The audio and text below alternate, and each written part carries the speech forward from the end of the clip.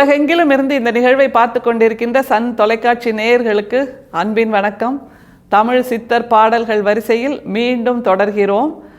யார் இந்த முறை? அதுதான் மிகப்பெரிய கேள்வி. தமிழ் சித்தர் பாடல்களை தொடர்ந்து பார்த்தோம். அதில் அவங்க சொன்னதிலிருந்து நமக்கு தெரிந்த ஒரு உண்மை என்னன்னா, அன்பை தாண்டிய சிவம் வேறு எதுவும் இல்லை, அன்பை தாண்டிய வாழ்வியல் வேறு எதுவும் இல்லை, கருணையை தாண்டிய மனித இயல்பு வேறு எதுவுமே இல்லை அப்படிங்கிறத அவங்க எல்லாருமே பேசியாச்சு. இத்தனை நீண்ட பயணம் நாம் செய்திருக்கிறோம் சித்தர்களோடு. நம்ம மனசுக்கும் ஒரு கண்ணாடி போட்டோம் இல்லையா? அந்த கண்ணாடி போட்டதன் மூலமாக நம்முடைய அகம் புறம் எல்லாமே வெளிச்சமாகி இருக்கிறது, பிரகாசமாகி இருக்கிறது. இந்த பிரபஞ்சத்தின் மீது நாம் இன்னமும் அதிக அன்போடு, கருணையோடு, காருண்யத்தோடு இருக்கிறோம் என்பதை நம்மால் உணர முடிகிறது. அது எப்படி தெரியுதுன்னா, நம்முடைய முகம் அன்றலர்ந்த பூ போல் வெளிச்சமாகி இருக்கிறதுன்னு மற்றவங்க எல்லாருமே நம்மள்கிட்ட சொல்கிறாங்க. எப்படி இவ்வளோ பளிச்சென்று இருக்கீங்க அப்படின்னா, அந்த பளிச்சென்ற வார்த்தை அகத்தின் அழகால் வருவது. முகத்தில் இருக்கின்ற அழகல்ல, அகத்தின் அழகால் வருவது. அந்த அகத்தின் அழகோடு இருந்த அத்தனை சித்தர்களையும் நாம் உணர்ந்திருக்கிறோம். இப்போது மீண்டும் அந்த உணர்தலை தொடர்கிறோம், அந்த பயணத்தை தொடர்கிறோம். இன்றிலிருந்து யார் என்பதுதான் நமக்கான கேள்வி. மனசில் ஒரு சஸ்பென்ஸ் படபடபடன்னு வருது. ஆனால் இந்த சித்தர் யார் என்றால், ஏற்கனவே நாம் அவரோடு பயணித்திருக்கிறோம். அவருடைய கருத்தியலை, அவர் கொண்டாடி கொடுத்திருக்கின்ற அமுத சிறபியிலிருந்து வழிகின்ற அமுதத்தை உணர்ந்து உயித்து உவந்து நாம் செயல்படுத்தி கொண்டிருக்கிறோம்னு நிச்சயமாக சொல்லலாம். அந்த உயித்து கொண்டிருக்கின்ற, செயல்படுத்தி கொண்டிருக்கின்ற அந்த அமுதத்தின் துளிகள் எது அப்படின்னு சில வார்த்தைகளை சொன்னாலே நீங்கள் கண்டுபிடிச்சிருவீங்க. கருணை என்று சொல்லலாம், ஜீவகாருண்யம் என்று சொல்லலாம், அருட்பெரும் சோதி என்று சொல்லலாம்.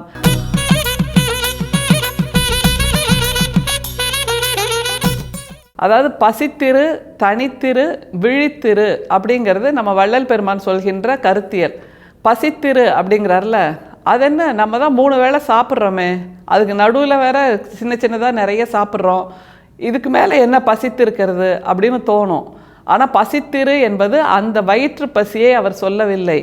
அன்பு செய்வதற்கு பசித்திரு, கருணையோடு இருப்பதற்கு பசித்திரு, உயிர் மேல் இரக்கம் செய்வதற்கு பசித்திரு அப்படின்னு அந்த உணர்வின் பசியைத்தான் அவர் சொல்கிறார். அப்புறம் தனித்திரு அப்படிங்கிறார்ல, அது நான் யாரோடையும் பேச மாட்டேங்க, யாரோடையும் சேர்ந்துக்கிறது இல்லை, எனக்கு ஃப்ரெண்ட்ஸே கிடையாது, நான் தனியாக தான் இருப்பேன் எப்போவுமே அப்படின்னு சொல்கிறதா?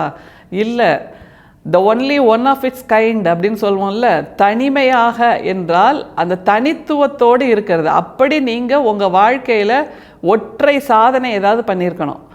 வள்ளல் பெருமானை யோசிச்சு பாருங்களேன். அந்த காலத்தில் இருந்தவர்களையெல்லாம் விட ஒரு தனித்துவமான ஒரு அருட்பெரும் சோதியை அவர் நமக்கு கொடுத்திருக்கார்ல, அதனால தான் அவர் தனித்துவமாக இருக்கிறார். அதைத்தான் அவர் சொல்கிறாரே தவிர தனிமையில் இருக்கின்ற அந்த தனிமையை, தனித்துவத்தை சொல்லவில்லை. பசித்திருக்க சொல்றாரு, தனித்திருக்க சொல்றார்.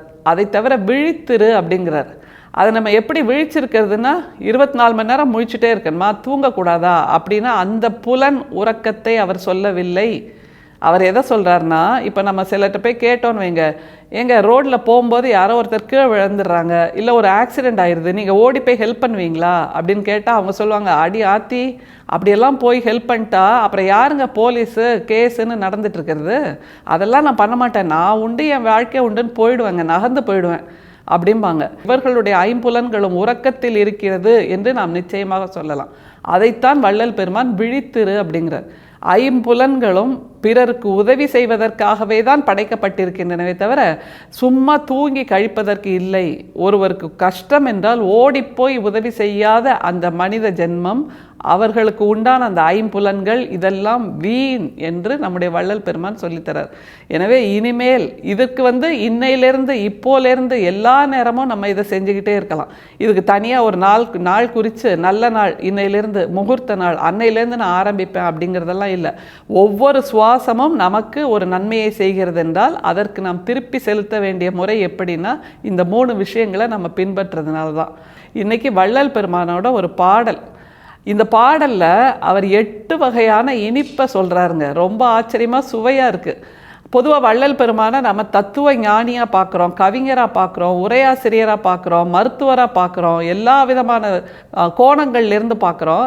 இந்த பாடலில் அவர் எப்படி ஒரு உணவு குறிப்பை சொல்கிறார், அது வெறுமே உணவு குறிப்பு தானா, அதை தாண்டி அவர் அதில் பொதிந்து வைத்திருக்கின்ற உண்மை என்ன அப்படிங்கிறத பார்க்கலாம். முதல்ல பாடலை பார்க்கலாமா?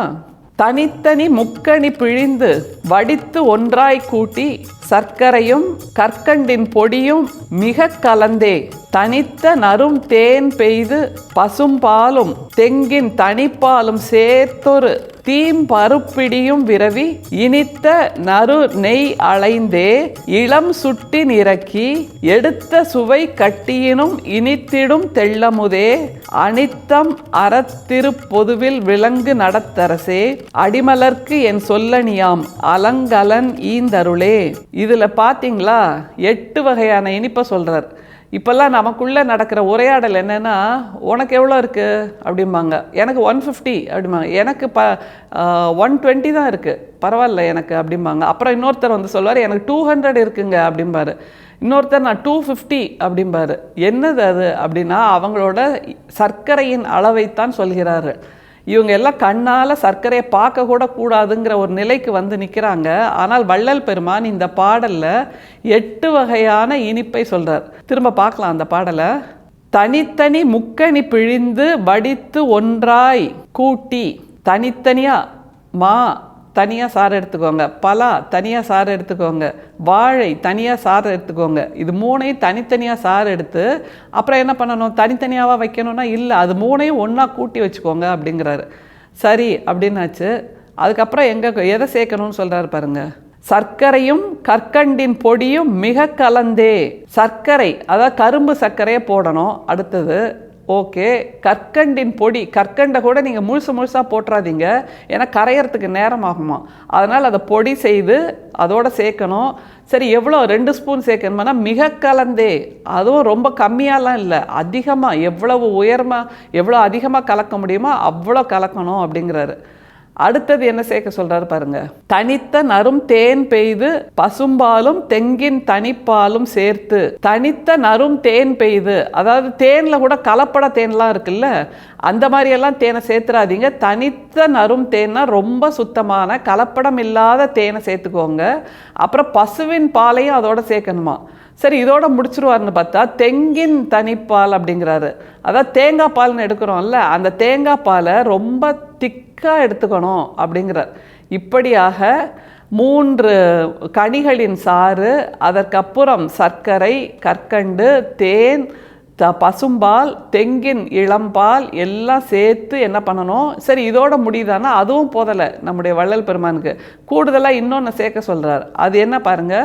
தீம் பருப்பிடியும் விரவி இனித்த நறு நெய் அலைந்தே.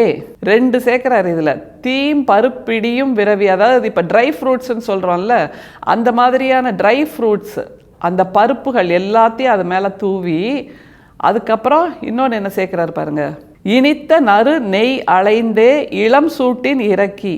இனித்த நறு நெய் அலைந்தே இவ்வளவும் போட்டப்புறம் இனிமையாக இருக்கக்கூடிய புதிய நறு நெய்ங்கும் போது புதிய நெய், அதுலேயும் பழைய நெய்யெல்லாம் சேர்த்துறாதீங்க, புதிய நெய் சேர்த்து இளம் சூட்டில் இறக்கி, இது எல்லாத்தையும் கலக்கி பாகா காய்ச்சி, சரி ஆற வச்சுட்டு எடுக்கணுமா அப்படின்னா இளம் சூட்டில் இறக்கி சாப்பிட்டா அதோட ருசியே தனியாக இருக்கும்.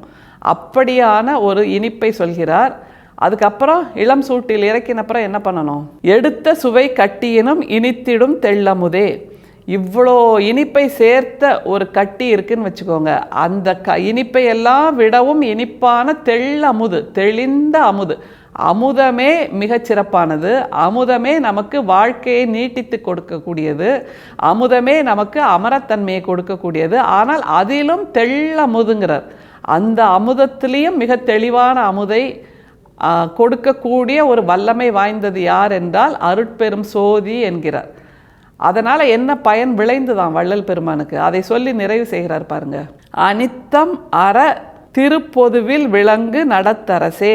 அனித்தம் அப்படின்னா நித்தம் என்பதற்கு எதிர் சொல் அனித்தம். நித்தம்ங்கிறது நிலையோடு இருக்கக்கூடியது, அனித்தம்னா நிலையாமை என்று அர்த்தம். அப்படின்னா அனித்தம் அற, அந்த நிலையாமை இல்லாமல் போகின்ற அளவுக்கு நடம் செய்கின்ற அரசே நடராசரை சொல்கிறார் என்று நாம் நினைக்கலாம். ஆனால் நம் மனசில் அந்த அரசு நடம் செய்ய வேண்டும். நம் மனசில் நடம் செய்யக்கூடிய அரசு எது என்றால் அந்த அன்பு, காருண்யம், ஜீவ காருண்யம், கருணை, உயிர் இரக்கம் என்பதைத்தான் அரசே, நடத்தரசே என்று நம்முடைய வள்ளல் பெருமான் சொல்றார். எப்படி நிறைவு செய்கிறார் பாருங்க. அடிமலர்க்கு என் சொல்லணியாம் அலங்கலன் ஈந்தருளே. அலங்கு அலன் அப்படின்னா அந்த மாலை, இந்த சொல் மாலை அவர் கற்றார்ல, இந்த அணிகலன், இந்த சொல் மாலை என்கின்ற அணிகலனை கொடுப்பதற்கு நீ எனக்கு அருள் கொடுக்க வேண்டும். எப்போ அந்த மாலை பூக்கும், எப்போ அந்த மாலை வாசமாக இருக்கும் அப்படின்னா, வெறுமே உதட்டளவில் சொல்கின்ற வார்த்தைகளை வைத்து கட்டுகின்ற மாலையால் வாசனை இருக்காது. அதனால் அந்த நிறம், வண்ணங்கள் இதெல்லாம் நீடித்து இருக்காது. எப்போது அது நீடித்து இருக்கும் என்றால் அதற்குள் அன்பு கலந்திருந்தால் நீடித்திருக்கும், அதற்குள் கருணை நீடித்திருந்தால் அந்த வண்ணம் நீடித்திருக்கும் என்பதனால் இந்த அலங்கு அலன் நான் கொடுக்கிறேன், அதற்குள் நீ என் மனசுக்குள் இத்தனை இனிப்பையும் சேர்த்து சொல்கின்ற போல் எனக்காக அன்பை கொடு, எனக்காக கருணையை இன்னமும் கொடு, எனக்காக உயிர் இரக்கத்தை கொடு என்று நம்மிடம் இல்லாத அந்த இனிப்புகளை எல்லாம் நம்முடைய வள்ளல் பெருமான் வேண்டி கேட்கிறார். யோசிச்சு பாருங்களேன், அவ்வளவு கருணையாக இருக்கக்கூடிய ஒரு வள்ளல் பெருமான் இன்னமும் எனக்கு கருணையை கொடு, நான் கருணையாக இருப்பதற்கு கருணையை கொடு என்று சொல்கிறார் என்றால் அவர் அவ்வளவு உயரத்தில், சிகரத்தில் இருப்பவர். நாம் எல்லாம் அடிவாரத்திலேயே நிற்கிறோம். நாம் இன்னமும் எவ்வளவு அன்பை வேண்டி பெற வேண்டும். அதை பெறுவதற்கான பாடல்தான் இது. தொடர்ந்து வள்ளலாரோடு பயணித்து கொண்டே இருப்போம். அது மட்டும் போதாது, அன்பை நம் மனசில் சுரக்க வைக்க வேண்டும், கருணையை நம் மனசில் சுரக்க வைக்க வேண்டும். அப்போதுதான் வள்ளல் பெருமானோடு பயணிக்கிறோம் என்பதற்கான அடையாளமாக அது இருக்கும். மீண்டும் சந்திப்போம். நன்றி, வணக்கம்.